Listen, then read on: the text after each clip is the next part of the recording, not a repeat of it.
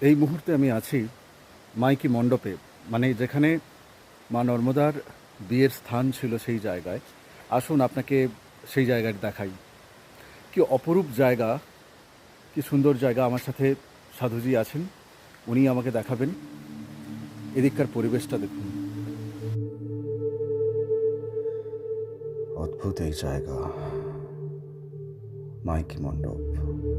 কথিত আছে মা নর্মদা তিনি ঠিক এই স্থানে তিনি বিরাজ করতেন এবং তার বিবাহের আয়োজন ঠিক এখানেই হয়েছিল। এই সুন্দর গাছপালা প্রকৃতির এক অপরূপ রূপ যখন চোখের সামনে দেখছি, আর আমার সাথে যে সাধুজি তিনি আমাকে যখন দেখাচ্ছেন,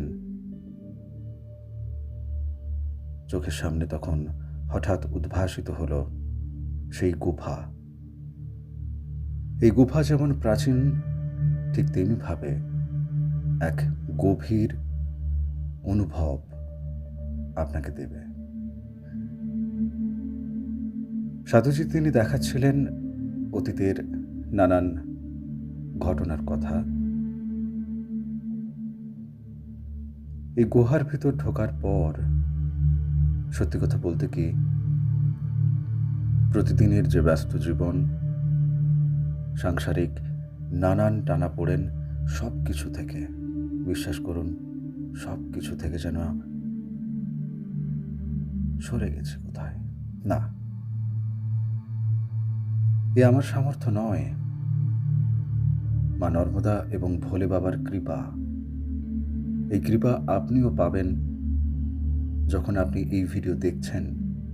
আপনি নিশ্চয়ই অনুভব করছেন, কেননা আপনিও সেই ঈশ্বরেরই সন্তান, ভোলে বাবার অংশ।